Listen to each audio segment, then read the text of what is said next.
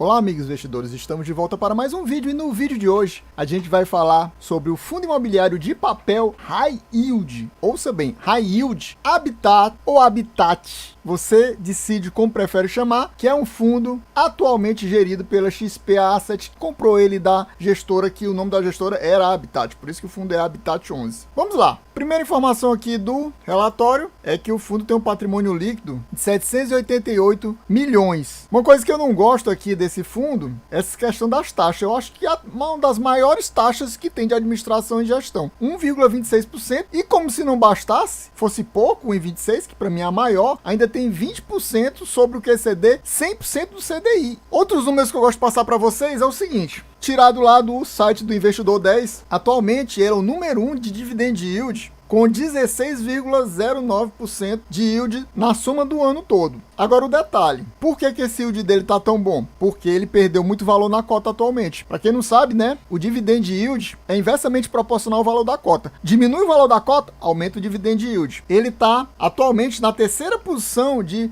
menor P sobre VP, ou seja, terceiro mais barato da bolsa, com 0,87% de P sobre VP, ou seja, ele está com 13% de desconto. Isso sim pode demonstrar um bom momento de entrar no fundo, porque ele está descontado. Mas lembrando que aqui a gente não faz recomendação nem de venda nem de compra de nenhum fundo imobiliário, inclusive do Habitat 11. Eu vou passar números para vocês, informações para vocês, vocês estudam melhor e aí vocês decidem se colocam ou não ele na sua carteira. Então, por causa desse desconto no valor da cota, é que ele tá com esse yield alto. Eu fiz até o cálculo aqui, se ele tivesse com o P sobre VP de 1, por exemplo, em vez de ser 16, ele estaria com um yield de 14. Eu acho que é por isso mesmo que ele tá perdendo tanto valor na cota, porque tem muito cotista deixando fundo para outros fundos mais seguros, com a pegada mais high grade ou middle risk mesmo. Esse aqui é high yieldzão mesmo, é bem mais arriscado, já que a diferença do yield é pequena. Para vocês terem uma ideia, o KNCR e o HGCR, que são dois fundos com pegada high grade, estão pagando 3% ao ano, enquanto ele aqui está pagando 14%, se tivesse com o P sobre VP 1, porque esses dois que eu citei estão com PVP 1,01 e 1,02 respectivamente. Por isso eles estão com o yield até menor um pouquinho. Se você comparar diretamente a diferença de 3% de yield de um high yield para um high grade, pode até não compensar já, porque é 3% no ano todo. Imagine se você considerar que esse yield só está alto porque o fundo está descontado. Então fica aí para você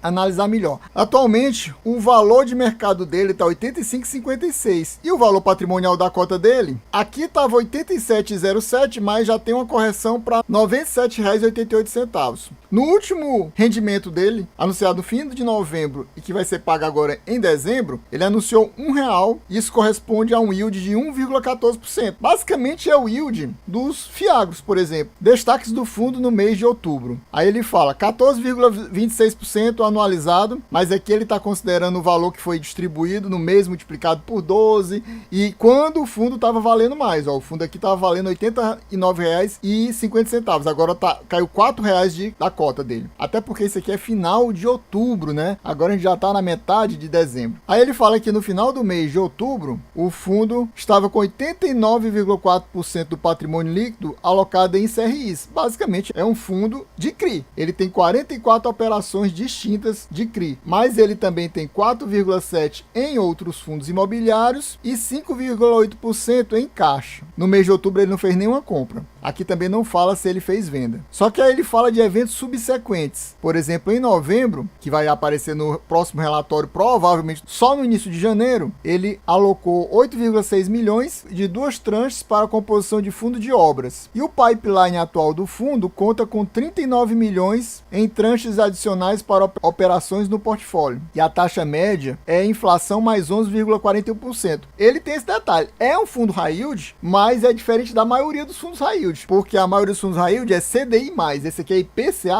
Basicamente ele é um fundo de IPCA, ele trabalha com inflação mais, só que a inflação bem altona, né? Tanto que vocês estão vendo aqui, 11,5%. É muito alto isso aqui, né? E tem alguns dos devedores dele que tem taxas mais altas do que isso aqui é a média. Então esse IPCA aqui é um IPCA mesmo, bem high yield mesmo. Aqui a gente vê a DRE do fundo, do mês de outubro. Aqui embaixo você vê todas as distribuições de dividendos. Você vê que ele chegou a pagar 1,43 nesse ano, passou 2 meses pagando 1,20 e agosto, setembro e outubro ele pagou R$1. Lembrando que como ele é um fundo mais atrelado ao IPCA, inflação, e teve deflação nos meses de junho e julho, se eu não me engano, esse valor também é afetado por isso. A inflação tem que aumentar para o fundo começar a dar mais um rendimento maior. Eu gosto desse tipo de relatório que traz vários meses, não traz apenas 2, 3 meses, como vários outros trazem. Aqui, por exemplo, ó, de janeiro a maio, ele teve muita receita de atualização monetária, 3 milhões, 3 milhões e meio, 5 milhões, 4 milhões, 4 milhões e meio. E mais ou menos em junho para cá, aí diminuiu muito essa atualização monetária. Abaixo de 3, 1 milhão e meio, só 450 mil, só 2 milhões, só 1 milhão e 400. Só que ele não tem receita só de CRIs, né? Ele tem as receitas com outros ativos. E aqui são os valores bem mais baixos. Você vê aqui que nada ultrapassa nem 1 milhão. E aqui ele coloca as despesas. Você vê que as despesas cresceram muito aqui nesse período aqui, ó. E com certeza, esse aumento das despesas, combinado com a redução das receitas, acabou afetando o fundo. E aí você vê que, ó, no começo do ano, até mais ou menos maio, as receitas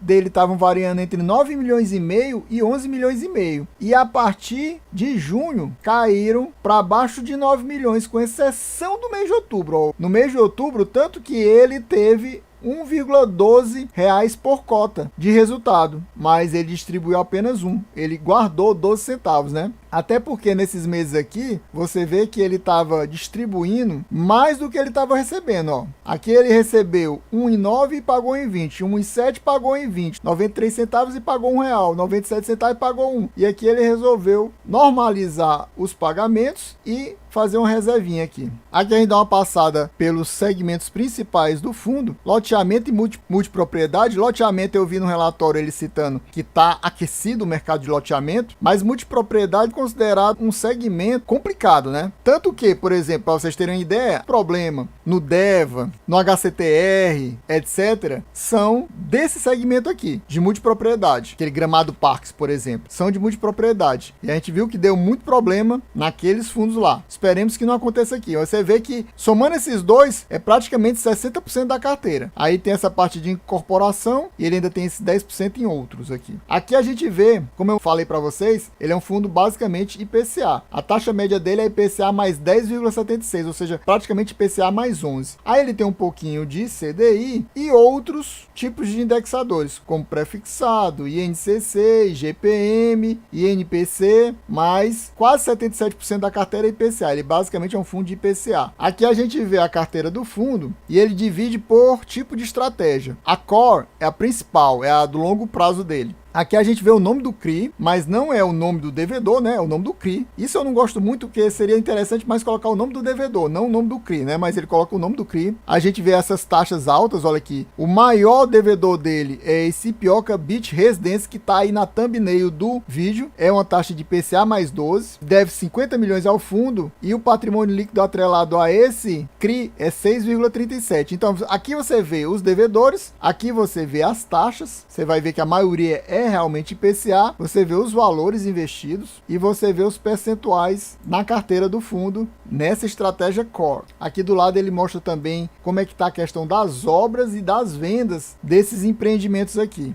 A maioria é loteamento, ou multipropriedade, ou residencial. Então, a maioria está à venda mesmo. Aqui são os últimos devedores, as últimas taxas, os últimos valores e os últimos percentuais do patrimônio líquido, totalizando 625 milhões. Ou seja, a grande parte da carteira está nessa estratégia Core, totalizando quase 80% da carteira. E as outras duas estratégias são essa tática e essa liquidez, né? A gente vê que na tática, basicamente, são fundos imobiliários e algumas CRIs. Aqui a gente vê os valores. Aqui está o valor total, né? Você vê que no valor total só é 3,42% do patrimônio líquido. E aqui os valores individuais. Temos CRIs, eles têm um valor mais pesado investido, cerca de 10%. E nesse liquidez, ele tem mais FIIs investidos, né? Tá aqui os valores, totalizando 10 milhões, 1,33% do fundo. E tem dinheiro, fundo soberano, 45 milhões, que equivale a quase 6% do patrimônio líquido do fundo. Lembrando, pessoal, que esse fundo aqui possui um relatório de risco. É interessante ele mostrar o relatório de risco, mas lá não deixa claro quem está inadimplente ou não, mas tem alguma coisa de inadimplência lá. Eu vou dar uma mostradinha rapidinha para vocês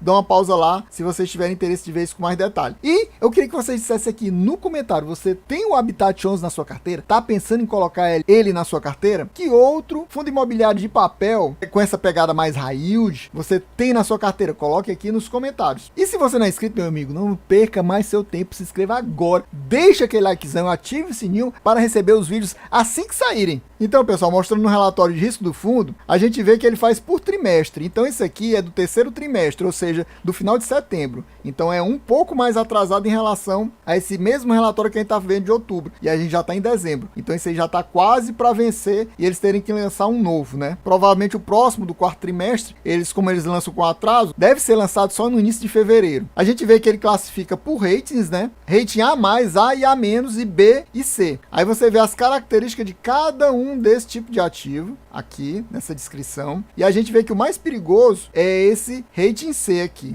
A gente vê aqui as classificações, vê aqui as notas. Essa nota é dividida em 8 parâmetros. Aí você vai ver aqui a avaliação de risco, a avaliação de empresa, a avaliação de obra, e tem inadimplência, mas não fica claro quem está inadimplente, né? Porque pode ter sido que ele tenha ganho notas baixas nesses outros parâmetros e tenha ficado no rate C por causa disso, não propriamente porque está inadimplente. E pode ser que ele esteja inadimplente, mas ele tem os outros parâmetros bons e aí fica no rating B. Pode ser que aconteça isso. Provavelmente quem está A+, A e A-, esses estão 100% adimplentes. Vou mostrar para vocês a lista dos ativos e o seu respectivo rating deles. Então aqui temos a lista de todos os ativos do fundo com as taxas do lado. Aí tem aqui o percentual do patrimônio líquido e aqui estão os ratings para cada um desses. Ainda bem que esses que estão com os percentuais do patrimônio líquido alto aqui no topo, por exemplo, esses aqui que somados dão quase 15%, estão tudo nesses A, né? Pelo menos isso. Esse outro aqui também tá alto, também tá A. E aí você vê que basicamente esses três aqui são A, ou seja, cerca de 77% da carteira tá no rating A. Mas a gente tem cerca de 22% da carteira, aqui é quase 28% na realidade, e cerca de 22% da carteira tá em rate B e C. Aqui é o B e aqui é o C. Então, pessoal, a gente vai ficando por aqui. Espero que vocês tenham gostado. Quem gostou, não esquece. Se não for inscrito, se inscreve agora. Deixa aquele likezão e ative o sininho para receber as notificações o mais rápido possível. E é isso aí. Valeu. Até a próxima e fui!